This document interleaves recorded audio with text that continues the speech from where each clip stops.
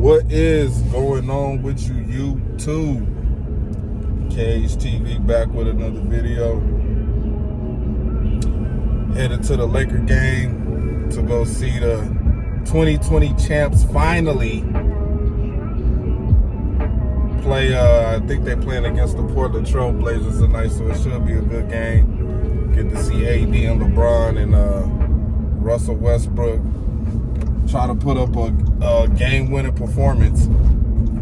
So I'm looking forward to that. We pro standard out, pro standard jacket, pro standard hat. We all pro standard now, representing for the brand. Yeah, man, it should be a good game tonight, man. The Lakers look like they starting to turn into a formidable team after these last few wins that they lost against the Pacers. The Pacers hit a buzzer beater on them. You know, we should have won that game, but this is a chance for us to bounce back and try to climb up the tallest ladder of getting into a good seed to contend for the playoffs. Not contend for a championship, but contend for the playoffs. We're gonna need all hands on deck. I'm excited to see Anthony Davis, to see if he can put up a big stat line tonight. Same with LeBron James. I don't know if Damian Lillard is playing. I hope he's playing, man. I'm not sure if he's gonna be playing, but either way, man, I just want to see the Lakers win. So yeah,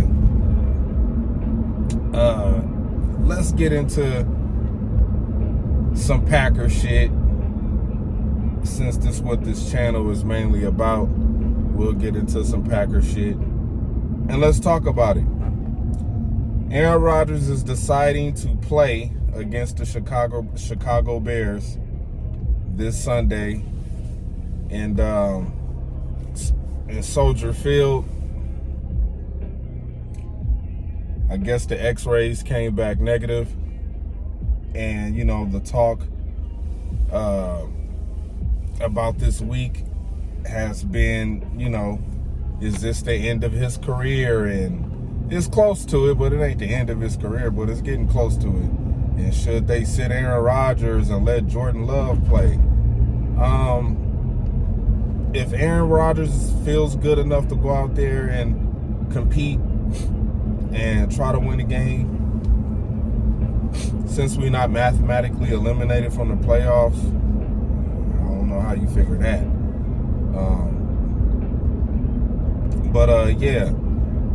Part of me wants to see him go down with the ship and keep playing, and part of me wants him to rest up and call it a season, and, you know, go into, you know, that place you go into to where you got to figure out if you're going to play next year or not, if this is it, if you're going to retire, if you got, you know, if you still got the patience to still go through another season, you know, of NFL football, taking the hits and things of that nature. But I guess that will all be determined on how the Green Bay Packers put this team together next year. If Aaron feels or sees that this team is not compatible or good enough to go out there and bring the Lombardi back home to where it fucking belongs, then I can see him retiring. I can see him saying, this team is, or possibly he could go play for another team if they, you know, but that all depends on Aaron Rodgers.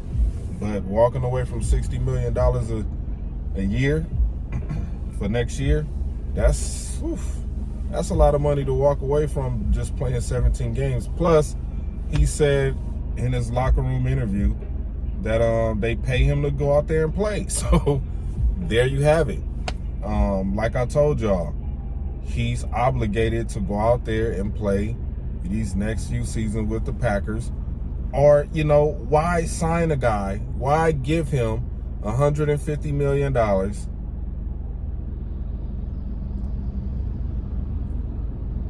before he signs, you ask him, hey, are you going to be able to live up to the next 3 years of this contract?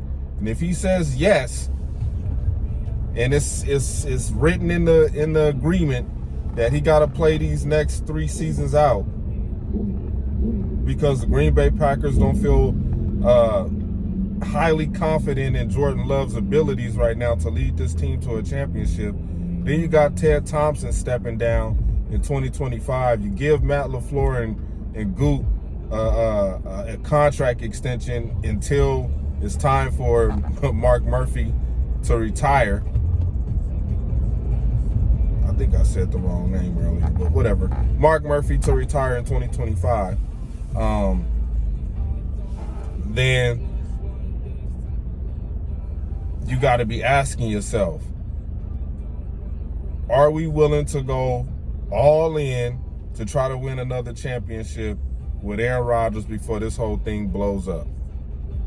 And I personally feel that the Green Bay Packers are afraid to do that. You know, they still thinking about the future, and, you know,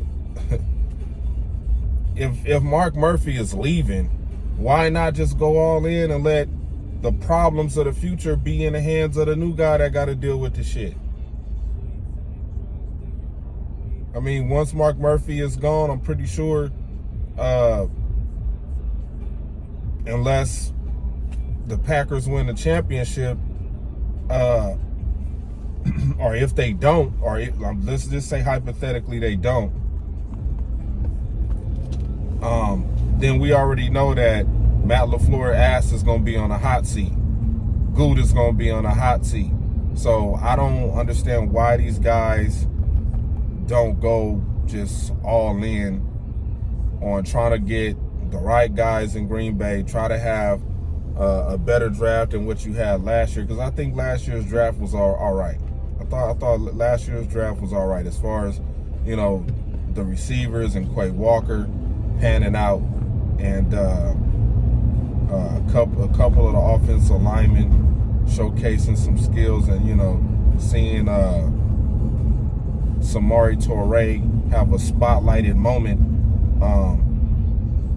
Then you can say, especially with the way the record is looking and the emergence of Christian Watson and Romeo Doubs, you can say, you know, knowing that losing Devontae Adams was a big part of the offense, and not having Nathaniel Hackett as your offensive coordinator this year, you know, there was some positives out of these guys, showcasing a skill set and how good they could be potentially if they, you know, if they coached up the right way. So, you know,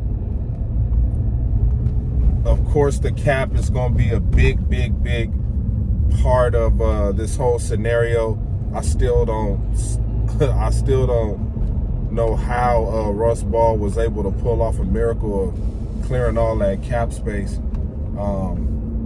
to even put this type of team we got together right now.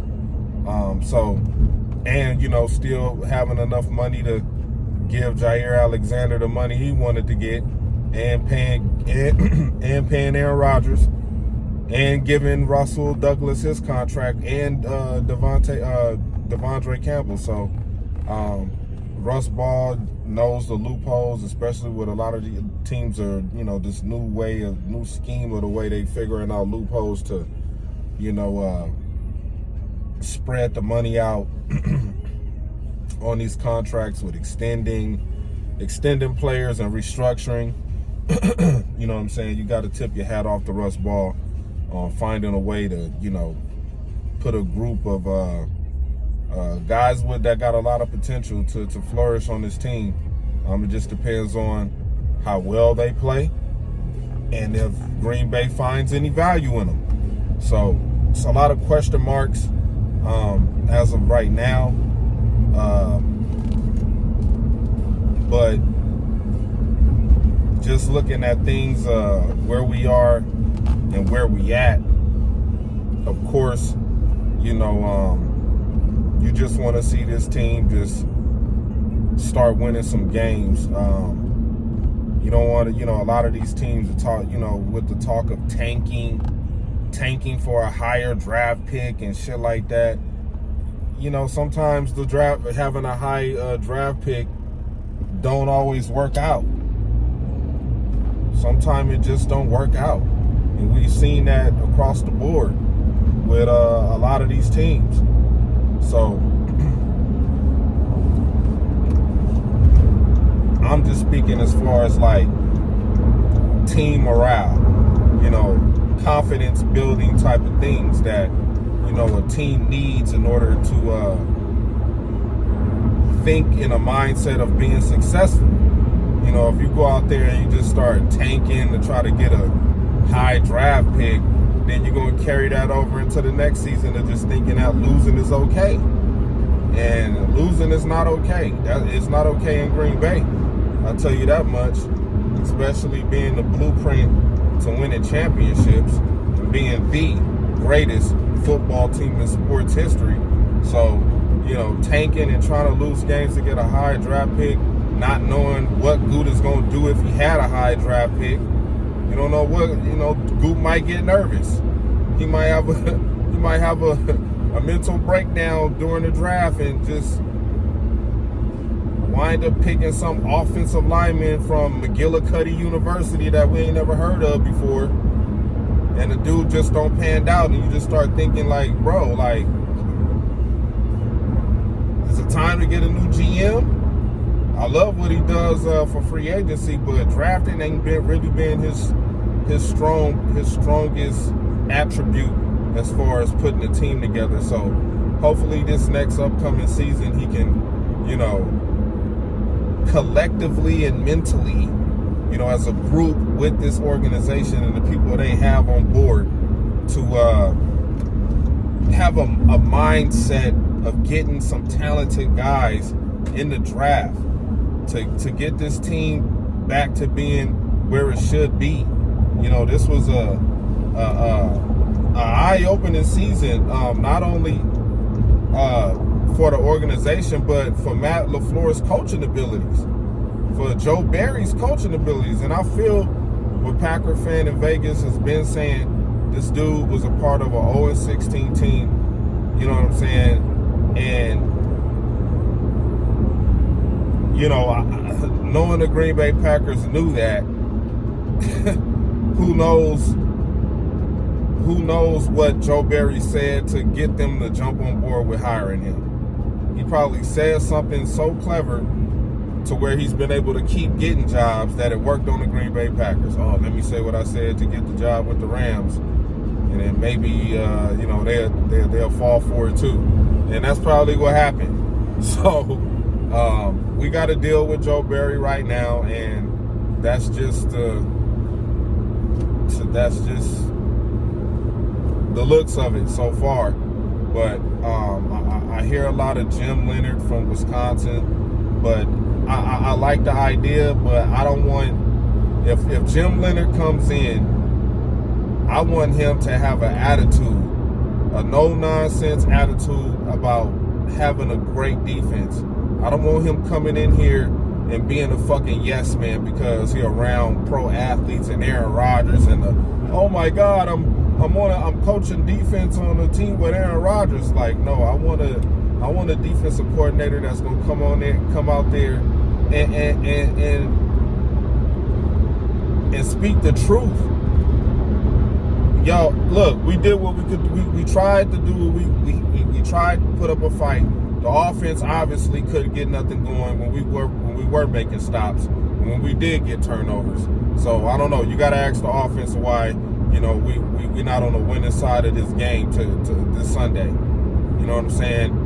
We did all we could. We shut them out in the first half. The offense couldn't do nothing but put up 3 points. The second half, the offense is going 3 and out. The defense is getting tired, and then all of a sudden you just get put on these long drives, 10-play, 12-play, 13-play drives, where your rotation is now starting to get tired, and it's just nothing you can do. You know what I'm saying? So I need a defensive coordinator like that that's going to come in and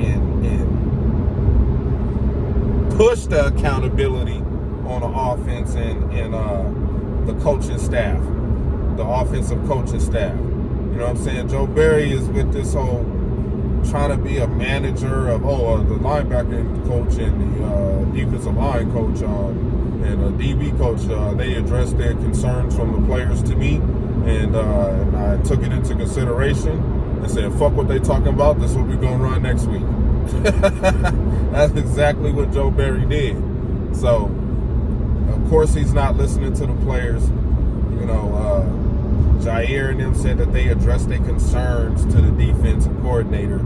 I don't think they did. I think this just good PR, public relations talk to not seem like the defensive side of the locker room is not really on the same page.